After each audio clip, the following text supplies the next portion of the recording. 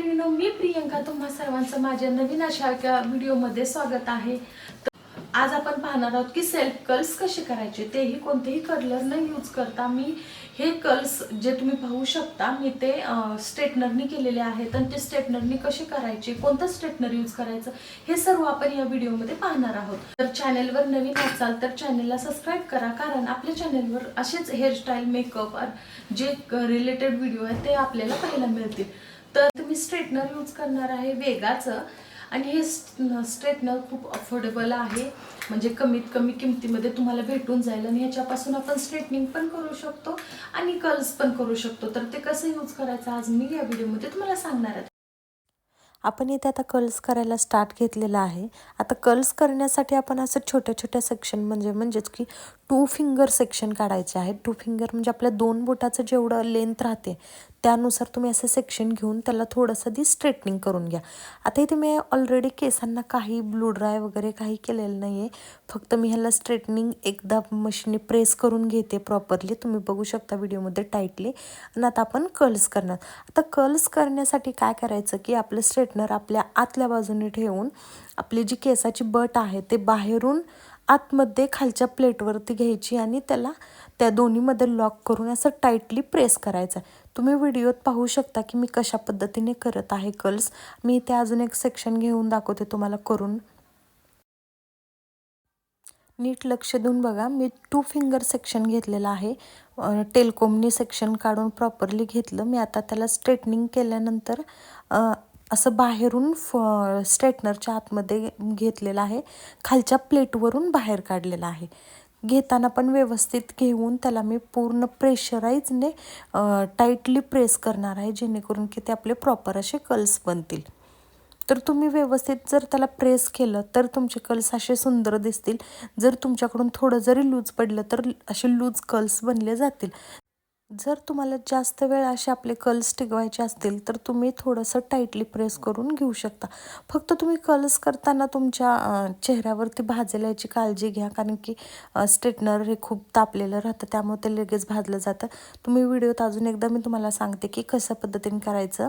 माझं एक कर्ल्स इथे ओपन झालं, व्यवस्थित टाईट नव्हतं झालेलं, त्यामुळे मी तुम्हाला अजून एकदा सांगते, कारण की कसं असतं आपण स्वतः कर्ल्स करतो म्हणजे थोडं भाजण्याची पण आपल्याला भीती वाटते।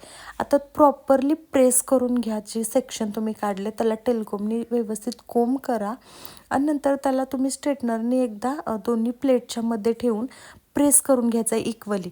आणि त्याच्यानंतर तुम्ही स्ट्रेटनरच्या बाहेरून केसाची बट घ्यायची, खालून जी खालची प्लेट आहे त्याच्यामध्ये ठेवून ती बाहेरून काढायची आणि त्याला प्रॉपरली टाईटमध्ये प्रेस करून खाली खाली आपलं घ्यायचं आहे। अशा प्रकारे जर तुम्ही कर्ल्स व्यवस्थित ज्या सांगितलेल्या पद्धतीने केलात तर तुम्ही सर्व केसांचे कर्ल्स स्वतः घरच्या घरी इझिली करू शकता आणि ते खूप वेळ टिकतात। फक्त कर्ल्स केल्यानंतर त्याला एकदा असे राऊंड फिरवून कर्ल्स सोडायचे आहेत। तुम्ही आहे असे सोडू नका, ते उलटे दिसतात। राऊंड करायच्या हाताने आणि सोडायचेत। मी व्हिडिओमध्ये जसं करत आहे त्या प्रकारे तुम्ही करू शकता पाहून। मी अशाच प्रकारे माझे सर्व कर्ल्स करून घेत आहे। मी आधी मशीनने स्ट्रेटनिंग करते हे लक्षात ठेवा, त्याच्यानंतरच मी कर्ल्स करते, कारण की आपल्या केसांना जर आयर्न नाही केलं तर ते खूप फ्रिझी दिसतात। आणि मी केसांना काहीसुद्धा केलेलं नव्हतं, ब्लू ड्राय वगैरे काही नाही केलेलं। तुम्ही व्हिडिओत पाहू शकता माझे केस साईडचे जे आहेत ते खूप फ्रिझी दिसत आहेत, पण मी जे स्ट्रेटनरनी कर्ल्स करते ते खूप सॉफ्ट बनत आहेत, कारण की आपण जे टेक्निक यूज करतो ते मेन प्रॉपरली आहे। तुम्ही जर राईट टेक्निकने केले तर अशा प्रकारे तुमचेही सॉफ्ट आणि खूप इझी वे असे कर्ल्स तयार होऊ शकतात। तर पाहू शकता तुम्ही माझे खूप छान असे कर्ल्स दिसत आहेत। तर अशा प्रकारे मी दोन्ही साईडचे असे कर्ल्स करून घेणार आहे। फ्रंट साईड कर्ल्स करताना तुम्ही पण बघा, मी सेक्शन 2 फिंगर्सच घेत आहे, जास्त सेक्शन मोठं घेऊ नका, मोठे सेक्शन तुमच्या प्लेट्समध्ये नाही बसले जाते। नेहमी लक्षात ठेवा, आधी स्ट्रेटनिंग करून नंतरच कर्ल्स करा, त्यामुळे तुम्हाला इझिली खूप सॉफ्ट आणि वेवी असे हे कर्ल्स मिळून जातील। तर अशा प्रकारे आपण फ्रंटचे पण कर्ल्स केलेत आणि त्याला नंतर ट्विस्ट करायचं आहे। ट्विस्ट न करता तसेच नका सोडू, असे दोन्ही साईडचे कर्ल्स करून घ्यायचे आहेत। आता तुम्ही ही स्वतः इझिली करू शकता, तुम्हाला खूप सारे समजत असेल। आणि तुम्हाला जर कमीत कमी किमतीचं स्ट्रेटनर पाहिजे असेल तर तुम्ही वेगळा घेऊ शकता, कारण की ते नायकावरती काहीतरी 800-900च्या अशा दरम्यान मिळून जातं वेगळं। खूप मोठं असं कर्ल्स घ्यायची गरज नाही आहे तुम्हाला. आणि या स्ट्रेटनरने सुद्धा खूप छान असे कर्ल्स बनू शकतात. आता इथे माझे कर्ल्स पूर्ण तयार करून मी घेतलेले आहेत. मला जेवढे पाहिजे तेवढे तुम्हाला दाखवते व्हिडिओमध्ये. आणि असे सॉफ्ट पण दिसत आहेत आणि व्यवस्थित राहतात. आणि ह्याला कोणतंही प्रकारचा आपण स्प्रे यूज केलेला नाही आहे, सिरम यूज केलेलं नाही, फक्त स्ट्रेटनिंग करून घेतलेलं आहे.